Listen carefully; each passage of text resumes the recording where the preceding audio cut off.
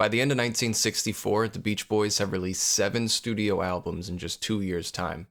Their sound is undeniably becoming richer and more realized with each record, but cutting so many in such a short time does result in some filler here and there. So I thought it would be fun to do a top 10 ranking of my favorite Beach Boys songs thus far. I've excluded the Christmas album, so we're just picking tracks from these 6 studio LPs, which is around 70 tracks in total. Feel free to get on me for my choices or the sequencing. I've never made a top 10 list before, but also your favorites may not be on here because this is a list of my favorites, right? So don't worry, baby. Get it? Without further ado, Zakk's top 10 Beach Boys songs pre-1965. Number 10, This Car of Mine, off of Shutdown Volume 2.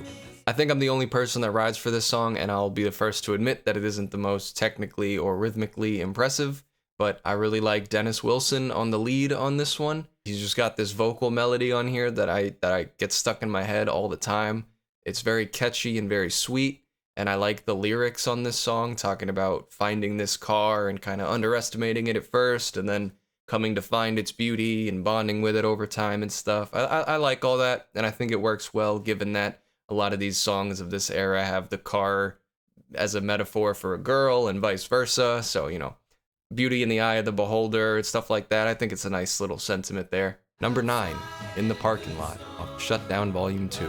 This song is basically a big flex and is a perfect showcase of the Beach Boys' 2 very formidable strengths, which is the beautiful, slow harmonies hypnotizing you on the intro and the outro, and then one of their most joyous, upbeat pop rock jams in the middle. The harmonies are dense and sugary, the lyrics are fun, the beat is propulsive, and it never stagnates for a second. Somehow, in its 2.5 minutes, it's got like the distinct intro and outro sections, 2 verses, a hook, and a guitar break. Like, I almost feel like the 2 distinct halves kind of cannibalize each other because they don't quite have enough room to flourish on either end, but it still, as a whole composition, is a very impressive feat, and the short runtime contributes to it feeling pretty breezy, so I like it overall. I think it's great.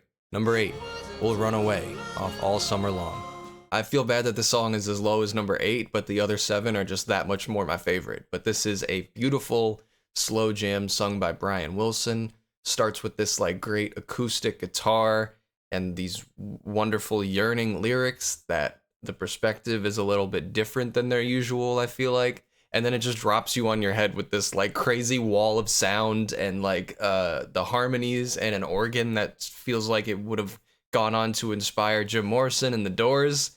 I also think that the bridge on here is like super dramatic. I mean, the whole song is honestly maybe the tiniest bit too sentimental, but it is such a beautiful composition and message overall that I can't help but love it anyways. Number 7, Fun, Fun, Fun, off Shutdown Volume 2. This up-tempo type of feel-good pop rock is their bread and butter. Some of their biggest singles are like this, going back to Surfin' Safari and Surfin' USA. They tend to iterate on it with each album, and I'm of the opinion that they get better with just about every attempt. I think the production ends up richer, the harmonies end up tighter, and in this case, the hook is catchier than ever. Shout out to the guitar playing on this song as well. I think it's quite good. It's actually a bit jarring when you go back to a track like 409 off of their first record and realize how like thin and tame the songs, the beats, the singing are in comparison to these. So despite those being the big singles, I am going to give it to Fun, Fun, Fun, which I think also went number 1 actually, but whatever. Number 6, The Surfer Moon, off Surfer Girl. I love the melody of this track so much. Brian is so fluid and entrancing and beautiful on this. He like skates on this. It's ethereal. And then there's the great strings and the drums keeping like a nice tempo behind him. It's so pretty. I feel like this song maybe gets overshadowed a little bit by the next song that we're going to mention, but I'm going to throw my hat in the ring and say that melodically, I think this song is superior. The one thing, this song, the bridge on here, I think is a little squeaky. It's not like my favorite, but it's still so unique and beautiful in their catalog, and I love it. Number 5, In My Room, off Surfer Girl. This is such a tender and mellow and hypnotic song, you know? I think the unique internal focus lyrics are one thing and they're amazing, but I think the spacey production and the thick harmonies really steal the show here. I love the reverb-soaked guitar and drums. I love the harp opener. I love the gentle buildup of the song that still like exercises restraint as it progresses. I don't always love when a vocal melody kind of parallels the instrumental melody, like when it rides the beat. I think it can feel kind of stiff. And another song that does this is Surfer Girl, but I think it works really, really well here, especially on the bridge. I think this is just a song that comes from a very pure and personal place, and it's very easy to connect to the sense of security that we all have about our own rooms, our own minds, our own sacred spaces that we go to protect ourselves from life's ugliness, you know? I think this song is a stirring monument to solitude. Number 4, Keep an Eye on Summer, of Shutdown Volume 2. We're officially in all-timer status if we weren't already. These are some of the most luscious songs you're gonna hear as of 1964, and if I'm wrong about that, please educate me, because damn, these songs are transcendent and I wanna hear more like it. In this case, this one here, if I stop down and I analyze it objectively and anatomically, I do feel that the bridge is a little bit weak. I think that the low notes that Mike, I think, is hitting there are just a little flat to my ear, but nonetheless, the vibes on this entire song are so intoxicating and thick. It's so wistful, so nostalgic, so evocative. And then the hook, it's simple and it's effective, and it does ride the beat in the way that I just said that I don't always like, but in this case, because it's not the whole song doing it, it's just being done right here, I think it is effective in its sparse implementation. And so even with a less than stellar bridge, I think this song, the production and the mixing on here is masterful. Number 3, The Warmth of the Sun, off Shutdown Volume 2. Up to now, I've had like my little nitpicks on songs here and there because I'm an asshole. This is the last one, and then we're done with that, okay? This is the last little note that I have to make. My tiny complaint on this one song is the twinkly little chime that comes in. It's way too loud, and it comes in too often, okay? But otherwise, this song is perfect. This song is flawless, okay? And everything after this, all subsequent songs, perfect, flawless, all right?